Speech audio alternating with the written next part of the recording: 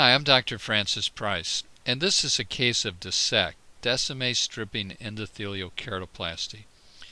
We're marking the cornea with a round blade called a trephine that we sometimes use to actually punch through the cornea, but in this case we're using it as a reference mark for where the new corneal tissue is going to go.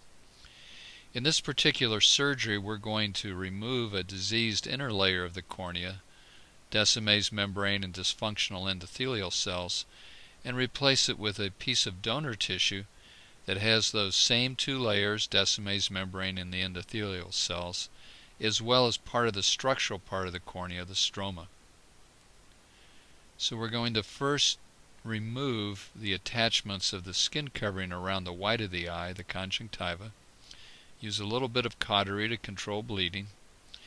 And we'll make an incision about half thickness in this white tissue, the sclera.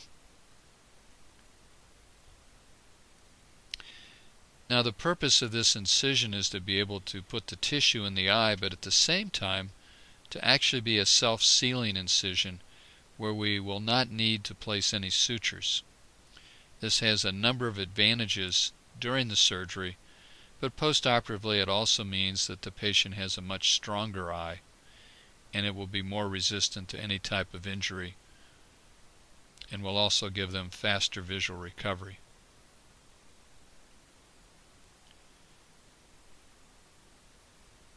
Now the first incision went about half thickness, and then we're going to make what we call a lamellar dissection, which just is a parallel incision to the surface, and we'll take that into the actual clear portion of the cornea. The idea is to make this long enough so that the natural pressure in the eye pushes the layers together, closing the wound.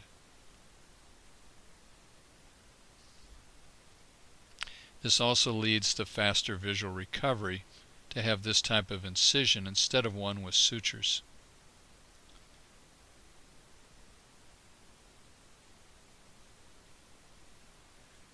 Well, we are now making an incision in the cornea. We're injecting some anesthetic solution to help decrease pain and discomfort in the eye during the procedure. And this surgery is being done under topical anesthesia. That means just eye drops and this little bit of anesthetic that we inject into the eye itself. We've now filled the anterior chamber with air, and air gives us the best contrast to see what's exactly going on when we go to remove the inner layer of the cornea. We're going along with a blunt instrument, a reverse Price-Sinski hook. And what this does is it breaks that inner layer. We've kind of outlined it along the mark that we had made earlier with our trephine.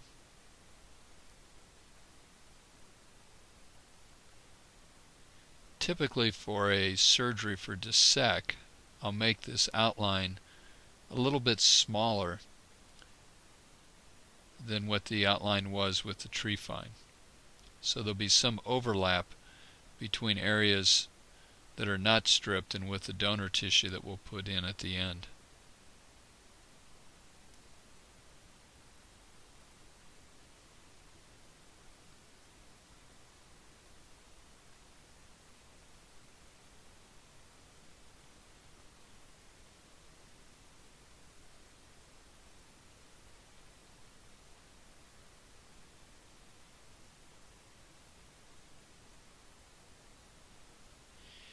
Now in many cases, especially Fuchs dystrophy, this inner layer has abnormalities on it that diffract the light and lead to a lot of distortion and aberrations in the way colors are seen and the way details are seen.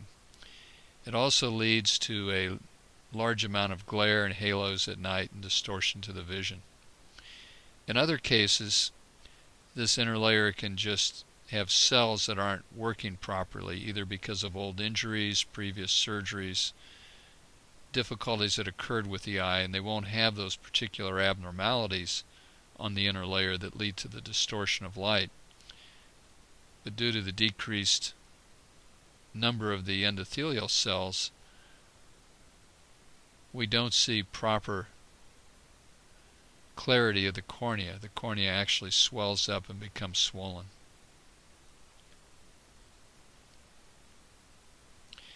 We've now put a blue dye in the eye, and that will stain any loose areas of the membrane that we did not remove. It helps us identify those and remove those so they don't remain in place and potentially distort the vision post-operatively.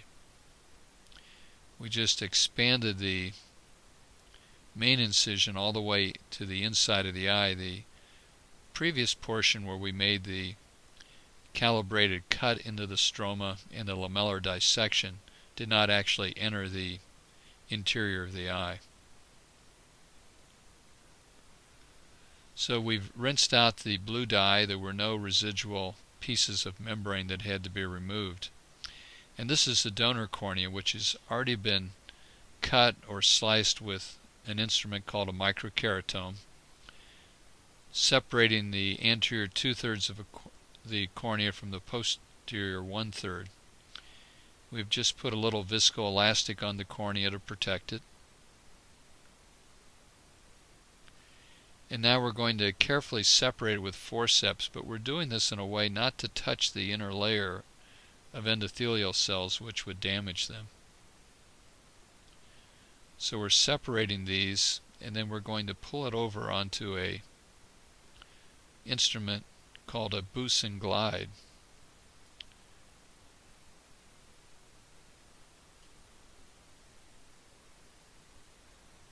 The boost and glide actually curls the tissue as it's pulled into it. And we do this for a few reasons. One of the main reasons is so that when we actually introduce it into the eye, the inner layer of cells, the endothelial cells that we're very concerned about with the transplantation, are protected by having the rest of the tissue folded around it, and they're not damaged by shear stresses as the tissue is pulled through the incision.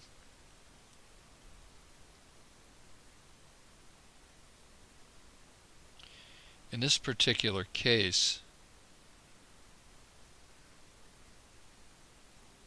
we're going to introduce the tissue into the eye by taking a needle, grasping the tip of the tissue, and basically pulling or pushing it into the eye. When it goes into the eye, it's still curled. We're going to inflate the interior of the eye, the anterior chamber, to get it to unfold.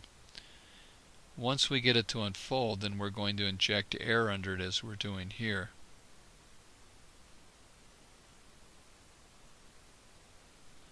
Now, we don't use any sutures to hold this donor cornea in place. The surface tension of the air does that. And then in this particular case, we're moving it over to the location that we want by stroking the surface of the eye with this roller.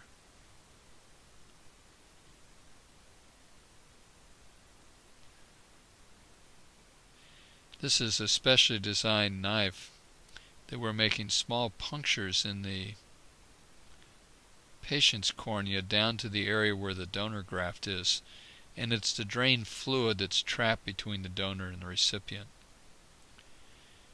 Now, as I mentioned, the type of incision we used here, the scleral tunnel, doesn't require any sutures. And we're pulling the skin covering back and actually getting it to stick back in place by using cautery.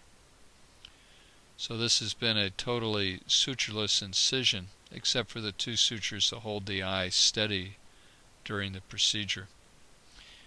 The black sutures you see below are utilized to stabilize the eye.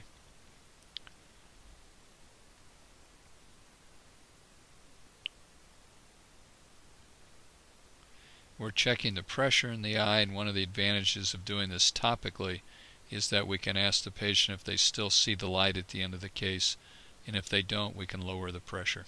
Thank you.